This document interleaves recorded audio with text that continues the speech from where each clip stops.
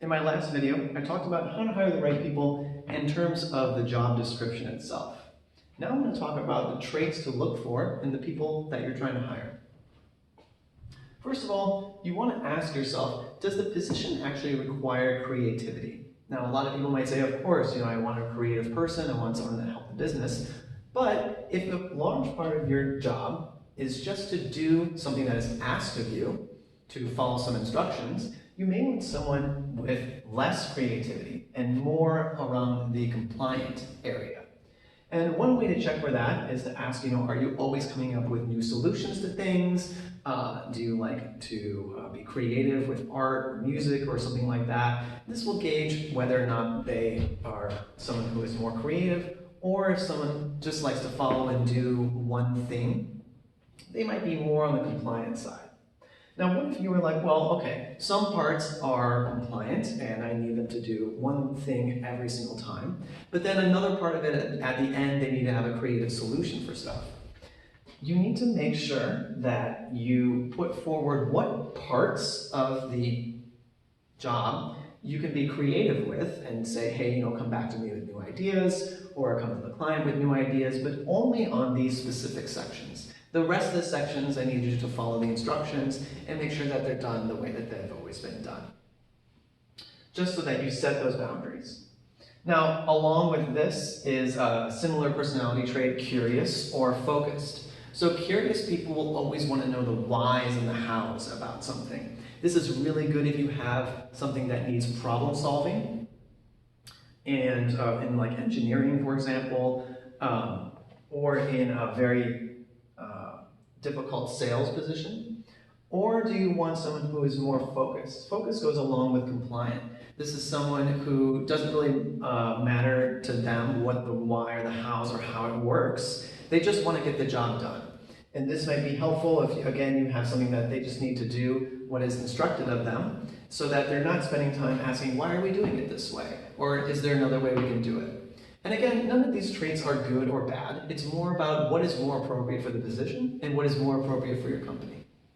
Now, everyone might say, oh, I want a passionate person. I want a person who really enjoys their job and really enjoys what they want to be doing. But keep in mind that passion will just heighten their personality traits. So for example, if someone is creative about a certain topic and they're passionate about it, they are someone who they can't help but think of new ideas all the time for this. And if you want someone who is a little bit more compliant, the passion will get in their way. They won't be able to move forward and just do what is told to them because they're so passionate about the subject itself. And so a way to look for this is to ask them if they have any strong opinions about something. How do you really feel about climate change or something? And if they have big dreams and they have reasons to really help people or reasons to want to do this job or why they love it so much, make sure that you have accommodations to make sure that if they are creative, or even if they're focused and compliant, they might very, very much so enjoy doing one thing. And if you take them off that project, they may become depressed. So it's not always the right thing to do to hire someone who is passionate about it if you just want someone who does their job diligently, or someone you might need to move around a lot. Also, you want to know if they enjoy mentoring or not.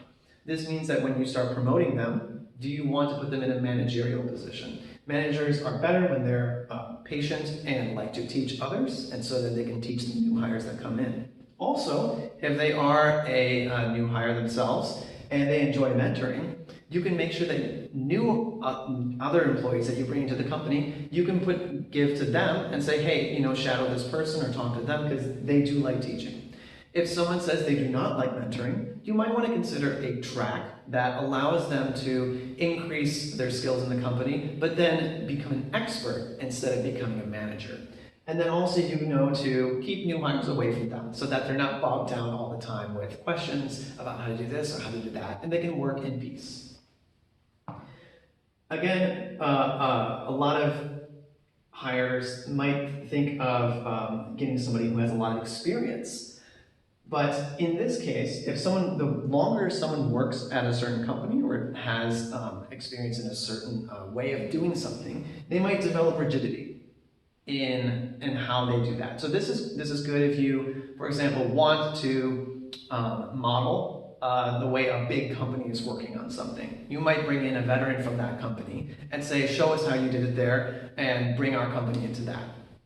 But if you want someone who is going to be more creative and sink in with the company culture and vision, you might actually want someone who has less experience so that you can show them and mold them the way that you want them to and bring them up in your company. And again, when you're looking for experience, don't just say 5 years of this or 10 years of that, right? You want to ask what they did in the past and how they did it, so that you know the tasks that they were up to and if they actually have the knowledge of how to make a change if they need. Finally, everyone usually says, oh yes, I want strong social skills.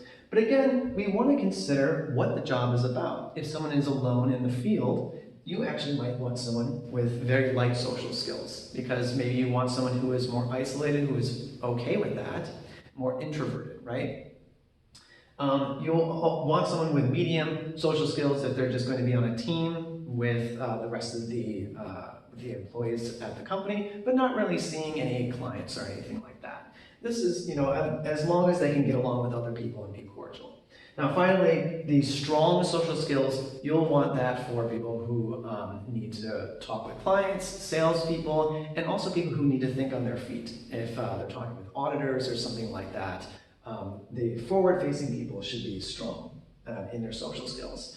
So remember, when you're going into an interview, just because they're not very good at talking with somebody one-on-one, especially in a very high-stress situation like an interview, doesn't mean that they're not good for the position if you don't need them to interact with people a lot. So keep in mind that all different traits that people have are good or bad depending on what the position requires.